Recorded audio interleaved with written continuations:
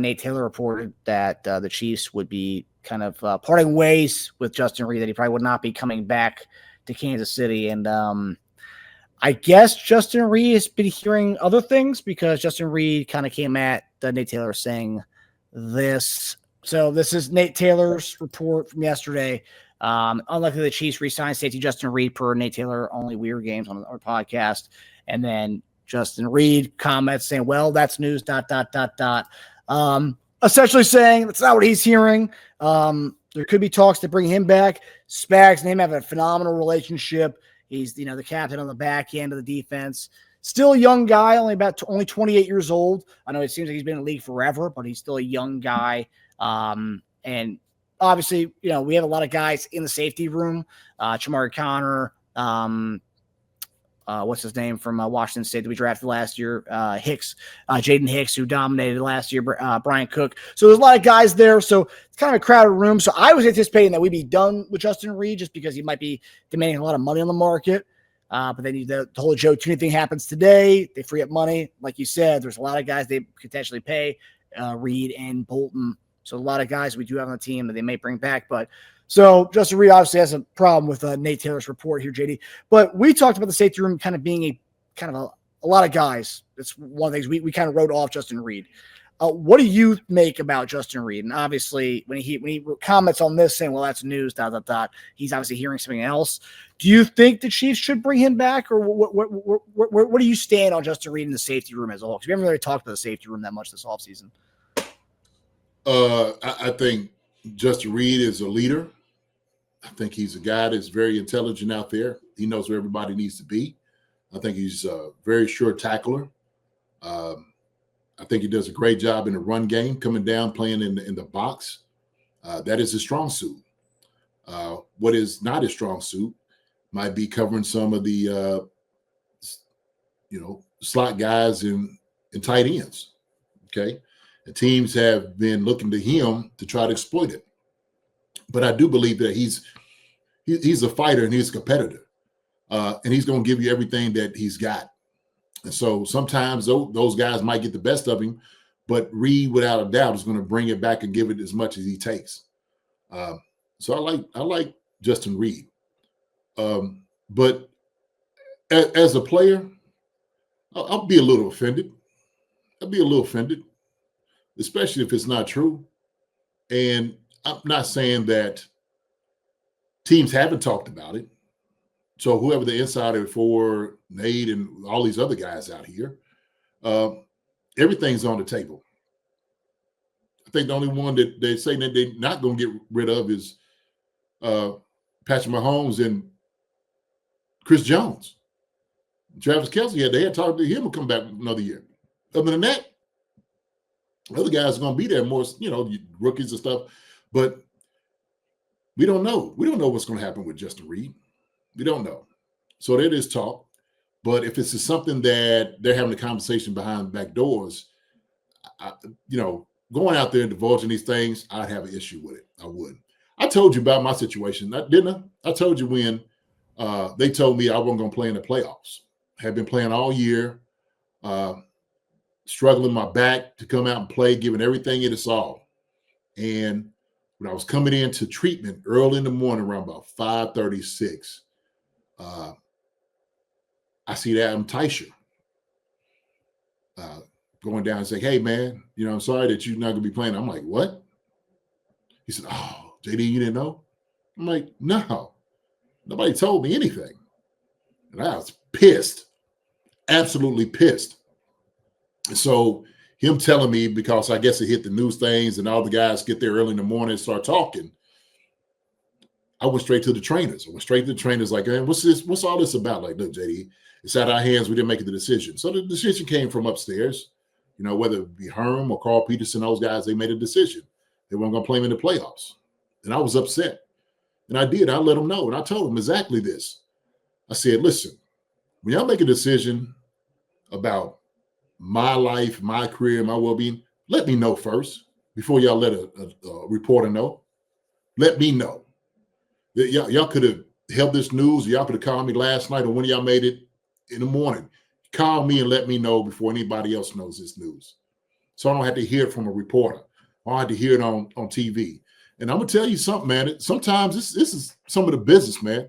That's what I don't like about this, because it can get a little grimy. I call it a little grime, man. Seriously, I don't think it's a lot of respect to the players if they do things like that without letting them know.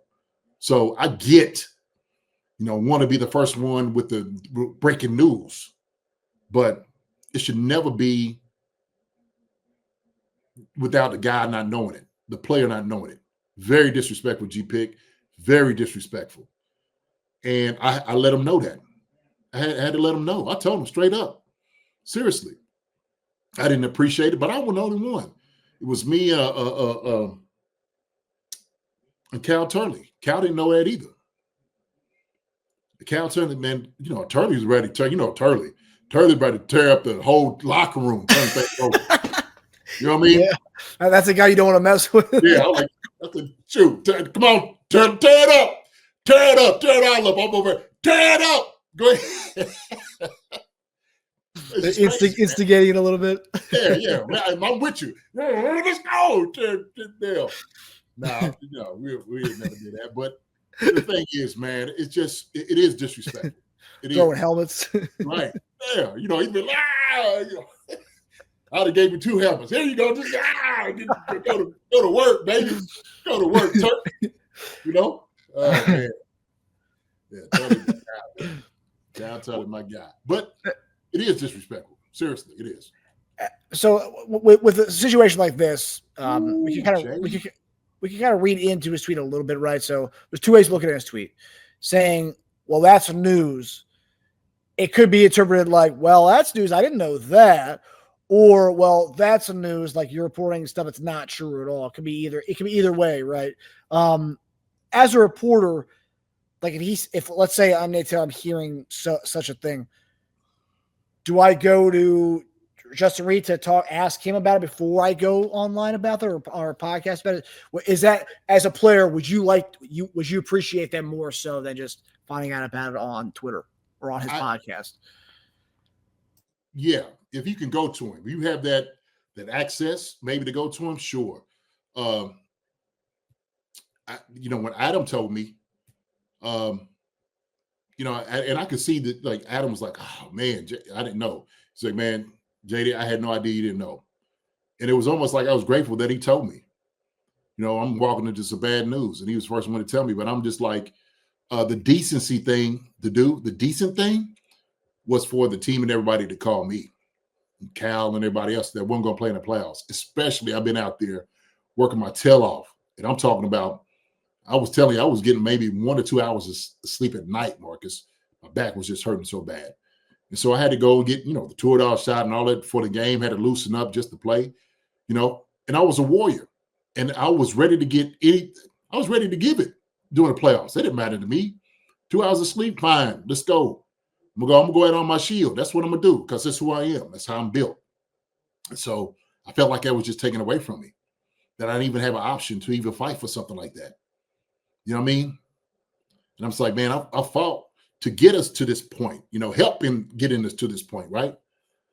Part of what we did. And then just to, like, hey, that was, yeah. That's part of the business, man. It's part of the business. I'm telling you, man, look. And this is the real deal. I'm telling everybody out here. So you see me and y'all listen to me, and I'm telling you this. Okay. The NFL, and Jay said it in here. That's why I was like, whoa. Excuse me. Say the owners look at players as slaves. They are just a number in their eyes. I wouldn't say slaves. I would say a commodity. To some guys, they are just a body. For some dudes, for sure. But if you're more valuable, obviously they're going to give you, more leeway, more benefits. They'll talk to you more and stuff. But some guys, yeah, this is the business. They could be dirty. I don't care who it is. It could be your best team. It could be your worst team. But one thing you could definitely do with every player should be treated with respect, civility, okay, and decency. That's what they should be afforded that. They should be afforded that. So I don't know how this whole thing's going to go down with Justin Reid. Nate Taylor putting it out there. I'm sure they talked about it during that. I could have sit there and said that after the season Well, they're thinking about Justin Reid, sure, but we don't know what's going to come to fruition. We don't know what's going to happen. We could throw that thing out there. I think that's sometimes that's the bad part about it, because sometimes the reporters and all this come out there and they say things like that, and I'm just like, you gotta watch out, man. So you might get snatched up by dudes. You know what I'm saying? Because it ain't true. And so that's why that's why you have to have a good rapport with guys. Sometimes some guys don't like talking to particular reporters out there. I'm not saying that about Nate. I'm sure Justin and Nate probably have a good rapport. Nate seems like a good dude to me. You know what I'm saying? From the time I've seen him and talk, he seems like a good dude.